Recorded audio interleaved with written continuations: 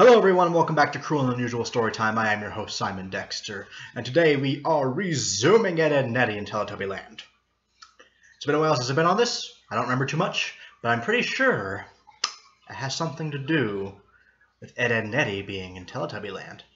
I know the rest of the kids are there too, and Kevin says some kind of homophobic shit, but hey, it's the internet. I'm used to it. I can read homophobic shit all day long. So, we're just going to jump right into this, shall we? Sit back, relax, and let's enjoy chapters 3 and 4 of Ed, Edd, and Eddy in Teletubby Land. Try saying that 5 times fast. Right. Arc 1, Chapter 3. The first of the mysterious crystals. Ooh, we're getting fancy now. Okay, let's see if this actually gets interesting. The premise is too big to not get interesting, right? While on an expedition, the urban rangers have found a strange glowing object. What could this object be? Oh, that was the explanation to the arc and not actually part of the story. I can't tell. Wow, it's beautiful, said Jimmy, staring at the mysterious object. Indeed, what is this mysterious glowing jewel that sits in the patch of flowers? Asked Rolf. It looks like some sort of crystal, examined Johnny. No shit. I'm working phone. Give me a second. Johnny picks up the crystal. What could a crystal be doing here in the middle of a patch of flowers? Rolf asks. Questioned Rolf. That was confusing. I don't know if he actually narrates for himself in his speech, but I don't remember. Okay. Beats me, but it looks really cool. Maybe there's more like this somewhere around the land, said Johnny. I love how I actually knew who that was just by what he was saying. I will say that they get the dialogue of the main characters decently, save for Kevin in the last couple of chapters. Indeed, Rolf says we must find more of these crystals, as they may be the key of us getting out of here, said Rolf. Really? Then I say we hunt for these crystals, said Jimmy. Indeed, Raider Jimmy, once we find all of them, you'll both be rewarded for the first ever crystal hunting badge, said Rolf. Oh boy, let's find them, said Johnny. Then off we go then, said Rolf. So the urban rangers began their search for the crystals. Meanwhile, in the middle of nowhere, Kevin and Eddy are trying to figure out how to get back to their dimension. Unfortunately, they are lost. Okay, we are officially lost, said Kevin. Thank you for expositioning, Kevin. It is one of your trademark traits. No kidding, Shovel Chin. We are stuck in the middle of nowhere in this boring, retarded world with no way out. Eddy, you know better. Eddy. Said Eddy. Ugh, if only we had a stinking map of this world, then we could figure out where the heck we're going. Oh, so you could say retarded, but not hell. Okay, that makes sense. Said Kevin. We're going to find a map here. So far, all we've seen here are flowers, hills, and a couple of big rocks here and there. Aren't any... Oh.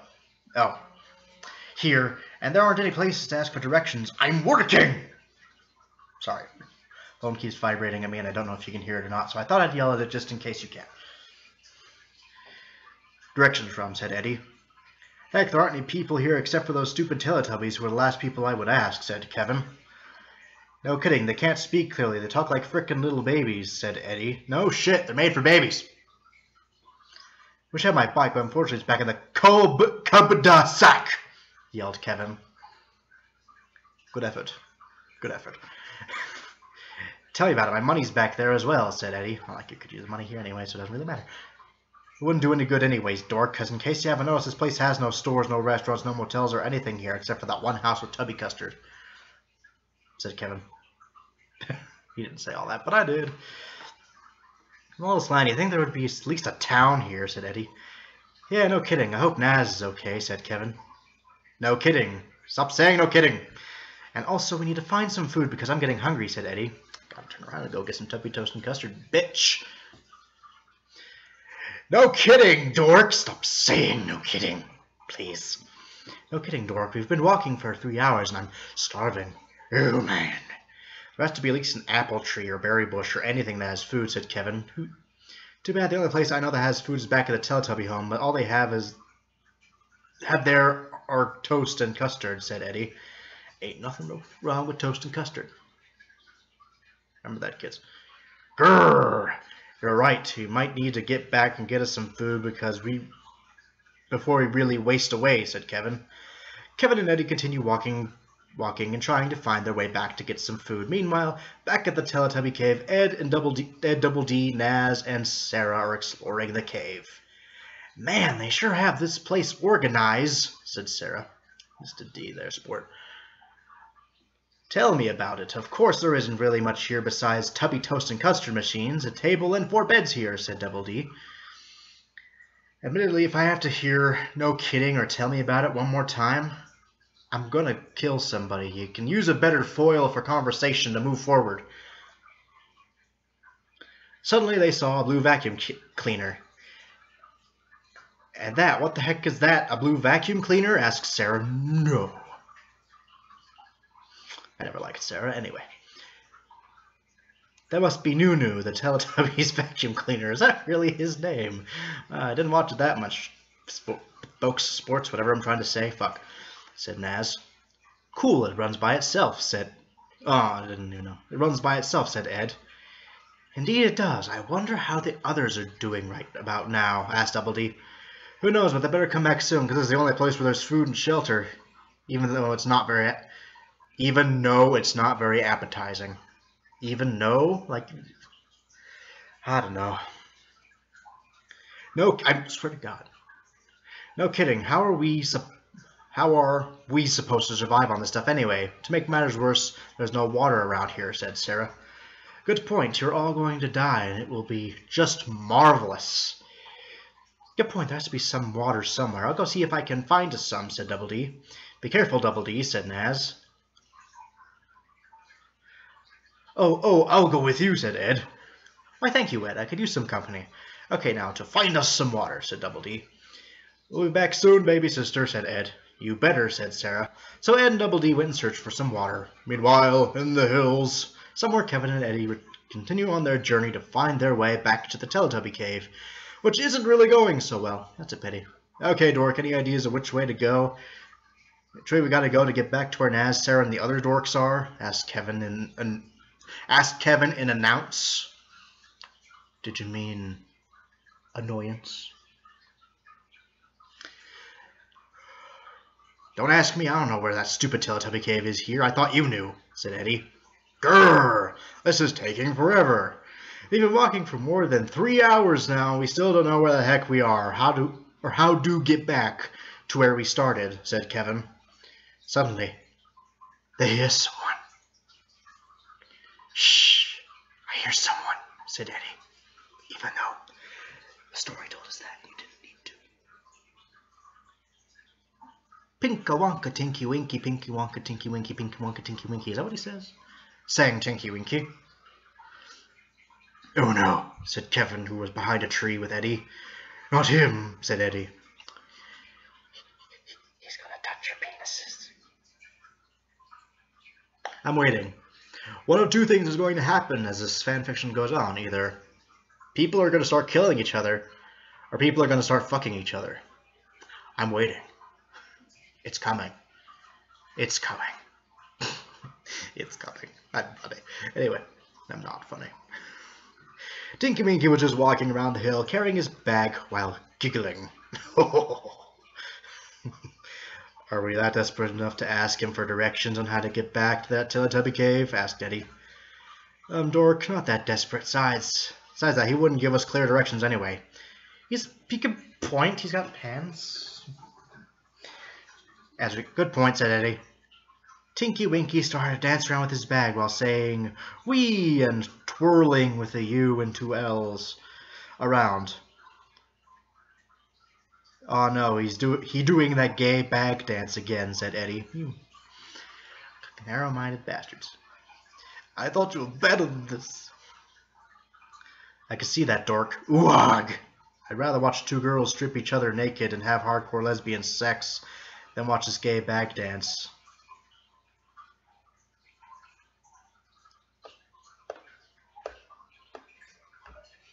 Sigh. I'd pay $0.25 to see that happen, said Eddy. Most people can get it for free. On the internet, kids, you can find it. Don't tell your mom I told you.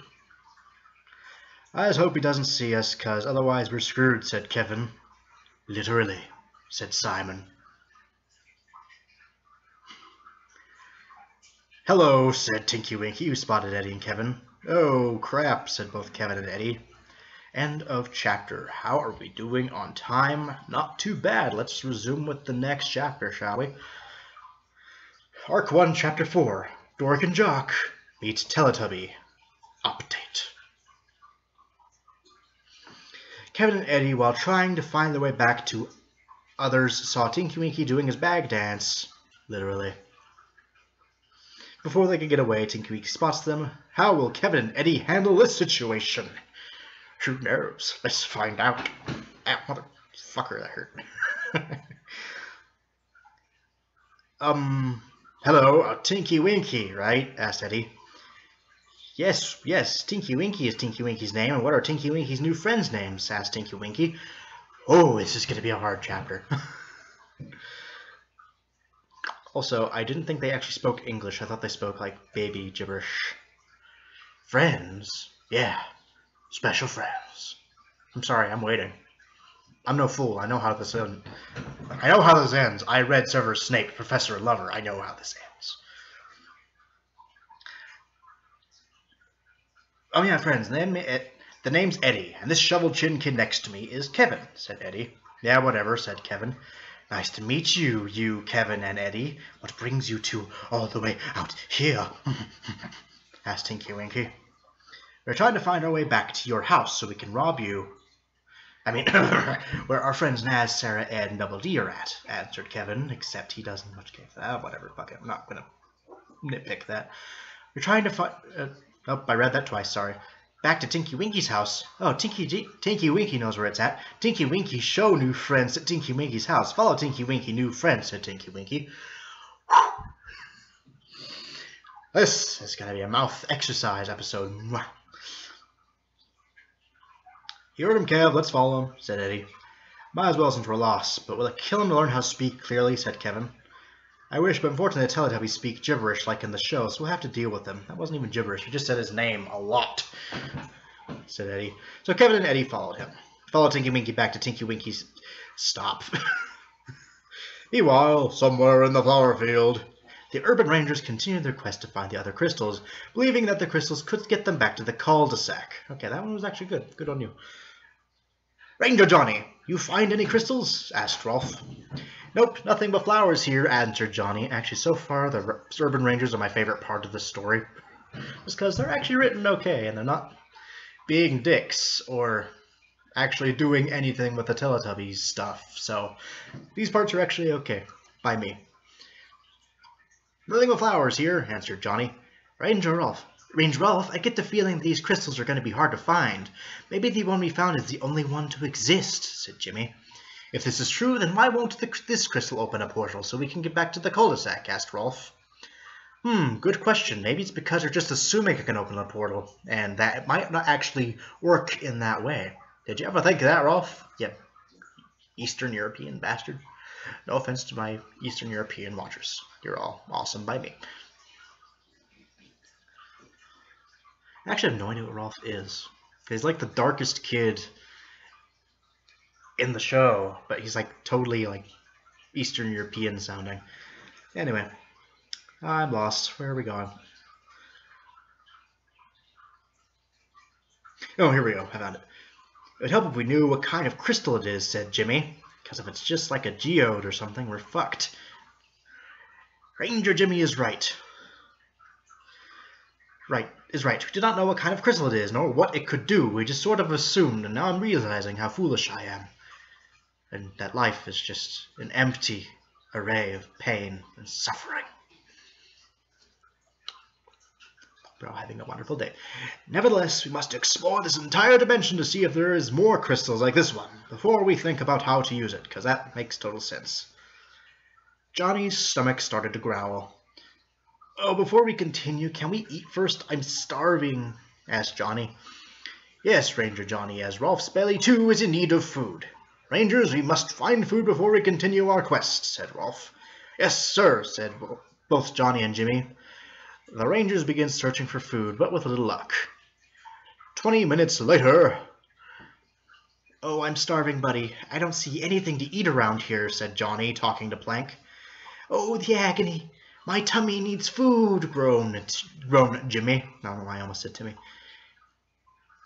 This is I'm assuming you're trying to say preposterous, but that's not how you spell it, so it kind of threw me off. This is preposterous. We've been searching for more than 20 minutes, and we can't even find an apple tree or berry bush anywhere. Why does everyone have the exact same idea? There are other fruit trees than apples, and there are other... Well, fuck the bush thing, I don't care. What kind of world doesn't have food to survive? Is it possible for anyone to live here? Asked Rolf. Oh, sorry. I remember Double E saying that Teletubbies eat nothing but toast and custard, said Johnny. Are you pulling Rolf's leg, Ranger Johnny? Are you saying that the inhabitants here eat nothing but toasted bread and custard? Who could possibly live on such low standards of food? Rolf needs more than just toast and custard. Rolf needs flesh of animals to survive, said Rolf. This is why Rolf has always been my favorite, though. Unfortunately, I'm telling the truth, and it's all back at the It's all back at the Teletubbies' house, but we'll never make it back in time, said Johnny. I wish I had brought my lunchbox. Then we could have sandwiches and grapes and juice. Why didn't I think of bringing it with me before we got transported to this place, said Jimmy weakly. We are going to die of starvation after not eating for one day. Not even a full day. If we don't get something to eat soon, said Johnny weakly. I'm not going to make it, guys. I wish we're back home. Why couldn't we have ended up in a more civilized world where there's food and water? This place is almost like a barren wasteland, only without the desert, said Jimmy weakly. Jimmy passed out. Yeah, this is it, Plank. We're going to die out here. Oh, groaned Johnny. Well, fool's on you, bitch. I live forever, said Plank. Say fools on you, it's jokes on you. I cannot talk today. I really can't. I don't know why I try. Johnny passed out. Rolf has reached his limits, said Rolf. Rolf passed out. Suddenly 2 Teletubbies appeared. One was green with brown skin and had a straight antenna, and the second was yellow and had a curly antenna. Their names were Dipsy and Lala, and they saw the unconscious urban rangers and picked them up. Dipsy was carrying Jimmy and Johnny along with Plank, and Lala was carrying Rolf as they headed back to the Teletubby home. And they're going to eat them all. I could be right, you don't know that. They keep complaining about how there's no food, maybe they eat people. That'll be fun. If I got this right, I'm very bummed about spoiling the ending so fast. Meanwhile, okay, I'll stop doing that, sorry. Somewhere else, Ed and Double D were trying to find a lake to get water, but with little luck. This is ridicules. I think you meant ridiculous, but you spelled ridicules. I know there was no water on the show, but literally no water in this dimension? You've got to be kidding me, said Double D. Since Teletubbies don't drink water, maybe there's no water here, Double D, said Ed. Indeed, Ed. Oh, this is not good. At this rate, we won't be able to last for even a week here, Ed. The only things that will sustain us... Okay, it's kind of a word, but I think you spelled it wrong because it's got the red line under it. Is a toast and custard, but they're not all that appetizing, I'm afraid, said Double D. Oh no, no water to drink. What are we going to do? Okay, this one might actually kill you faster than the food thing. I can't just have toasted custard, especially since there's no butter to put on the toast, said Ed. Indeed, Ed. This is a fine mess we've gotten into. Curse my invention, said Double D. This is all my fault. If it wasn't for me pushing all those buttons, and none of this would have happened. I am so sorry, cried Ed. It's okay, Ed. You're just gonna have to kill yourself. I kid. That's not what it says. It's alright, Ed. It wouldn't be the first time one of Eddie's scams got us in a predicament, and it won't be the last. Let's hope Eddy and Kevin have found a way back to our world, though I doubt that, said Double D. Suddenly they saw a red Teletubby with a bubble wand-shaped antenna riding a scooter who happens to be Poe. Who's that riding the scooter, Double D? Asked Ed. Don't you watch the fucking Teletubbies, Ed? Said Double D. I kid. Why, it's Poe, one of the Teletubbies. She loves to ride her... Why can no one decide what gender Poe is? Because I think they switch it like 3 times in the Severus Snape story. To ride her scooter around the land and has a tendency to speak both English and Cantonese, said Double D. What is Cantonese, Double D? Cantonese is a simplified form of the Chinese language, Ed. It's not a simplified form, it is just one of the two sects of Chinese. Because fun fact, there is no such thing as Chinese as a language. It's either Mandarin or Cantonese. Answered Double D. Oh, said Ed. Poe was... Oh, shit. No, I'm good. Poe was riding her scooter along when she saw Ed and Double D. Hello, said Poe. Oh, hello, Poe. My name is Edward, but you can call me Double D, said Double D. And my name is Ed, said Ed. Ed and Double D, said Poe.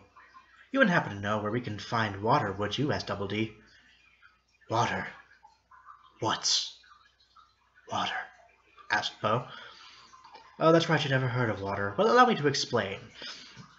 If they don't know what water is, explaining it isn't going to help you find it, because it doesn't exist if they don't know what it is. Water is the source for all life on Earth. Even every living thing on Earth needs water to survive. Of course, this is from our dimension. Well, that's right, I should tell you how we got here. Well, I'll explain as we return you... As soon as return to your home, Poe. Okay, so I was reading that correctly, said Double D. Okay, said Poe. So Ed, Double D, and Poe returned to the Teletubby house. Meanwhile, sorry, I said I was going to stop, but I didn't. Meanwhile, back at the house, what's taking them so long? Asked Sarah in annoyance. Well, think about, Sarah. The Teletubbies have no use for water, so maybe there isn't any. I mean, in some episodes of the show, magical things happen at random and objects would appear, said Naz. Really, so maybe if we're lucky, a decent meal might appear, like a basket full of bread, fruits, and drinks in it, said Sarah. Hey, anything is possible, I guess, said Naz, except for that, you stupid bitch, she thought to herself quietly. Oh, boy. Double D, Ed, and Poe came in. Well, what's took you, sorry, asked Sarah. I'm afraid I have bad news. It seems that there is no source of water around here, said Double D. Well, that's just great, said Sarah. I see that you two found Poe, said Naz, who noticed Poe.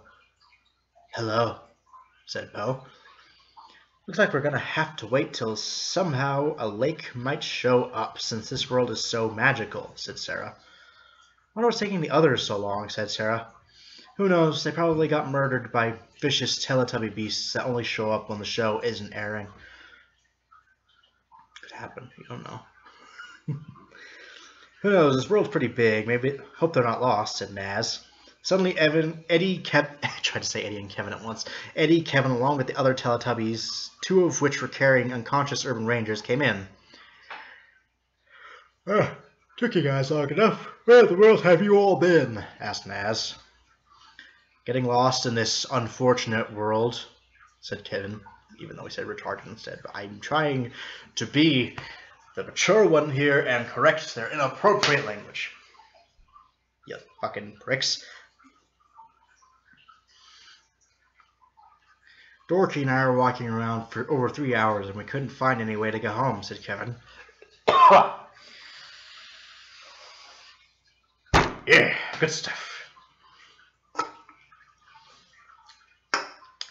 Anyway.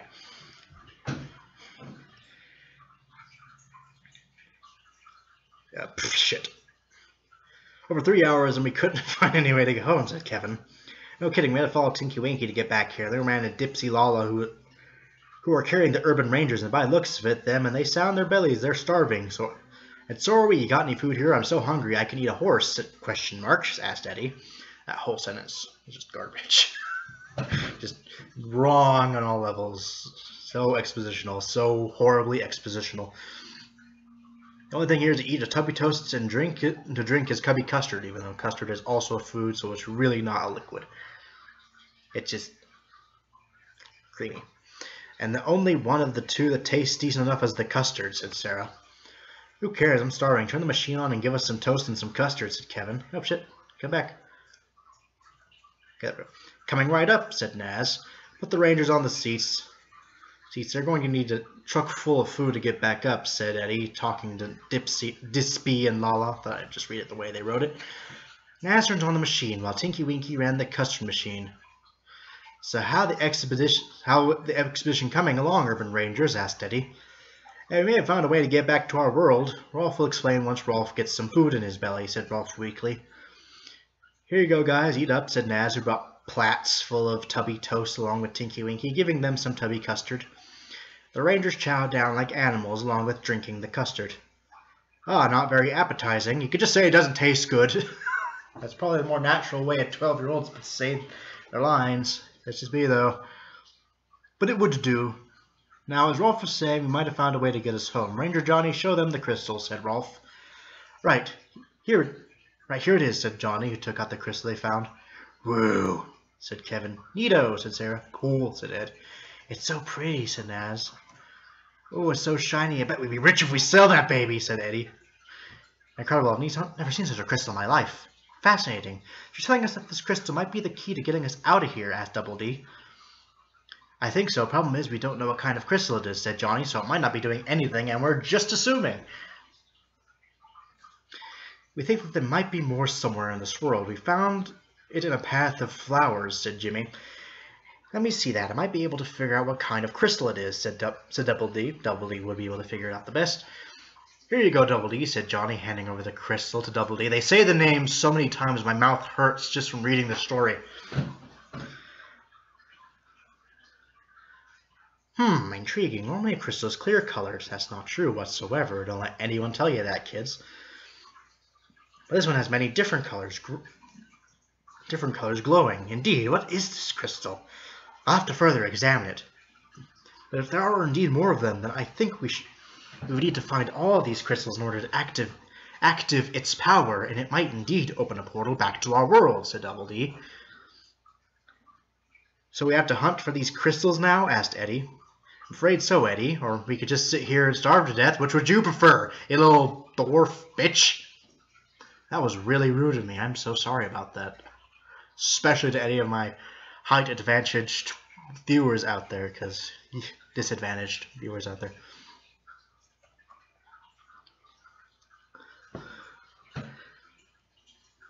I totally lost my spot again. Okay. At least it would give us something to do here since we're stuck in this world, since Kevin. You said it. But before we continue, we got to eat, said Eddy. Here you go, said Lala, who put down a plate of tubby toast and a bowl of tubby custard to Eddy and Kevin. I know your E key is working. Why do you keep forgetting the E in plate? Thanks, time to chow down, said Eddy. Absolutely nothing has happened in this chapter. Nothing except repetitive exposition. Oh my dear Jesus. Eddy and Kevin began to eat the toast, but did not really like it that well. Ugh, toast stinks and is dry and bland, said Eddy. You know, how do these Teletubbies eat this stuff? Asked Kevin. I don't know. How do the English eat this stuff? It's an English show. I'm making fun of English's bland food. No offense to my English viewers. I'm just offending everyone this episode. Yeah, that was our reaction to it as well. The custard is about the only thing around here that tastes good, said Naz. Man, would I kill for an apple, said Kevin. Or a whole bag of spinach, cuz. All for healthy eating, right? Sorry. We were trying to find one, but no luck, said Jimmy. Well, it's quite possible that one hasn't appeared yet. In Teletubby Land, magical things are bound to happen here, said Double D. Never thought you'd be the one to believe in magic, Double D, said Kevin. Normally I don't, but since this is a whole other world, the laws of physics from our universe don't necessarily apply here, said Double D. The most logical sentence in this entire thing. I love that the smart one actually gets that since they're in a different world, the rules have changed. It's kind of nice. I like that. You know, the smart one's always a pain in the ass. Like, no, this can't be thing. It's confusing me. It's so bad. But yeah, anyway.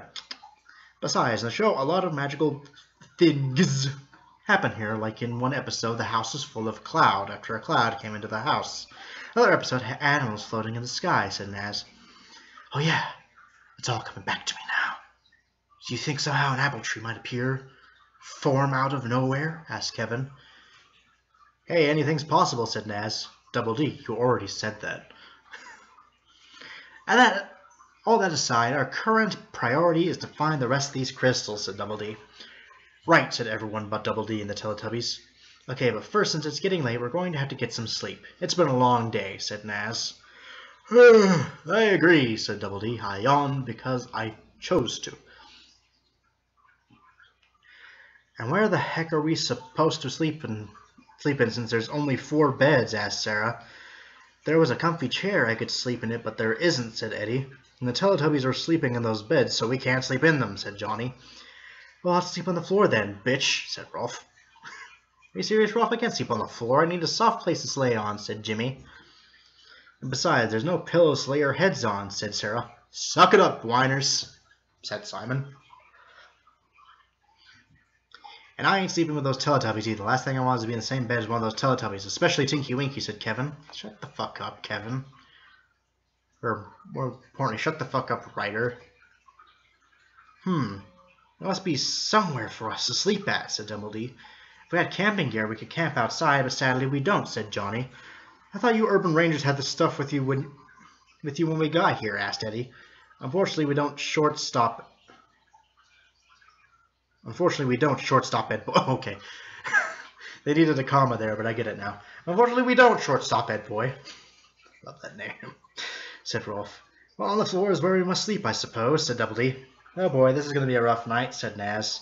So the kids decided to sleep on the floor, Well, the Teletubbies slept in their beds because it's their fucking house and they get to be in the beds, so those kids can just shut up. End of chapter. Author's note, next chapter is going to be a series of dreams. Oh, isn't that exciting? Okay, I've officially run out of time. This ran a lot longer than I wanted it to, but I'm actually going to continue reading the story, but you will not be seeing that until next week. Next time you see me, I will be reading a brand new creepypasta for you guys. So I will catch you all then. You all have a wonderful day.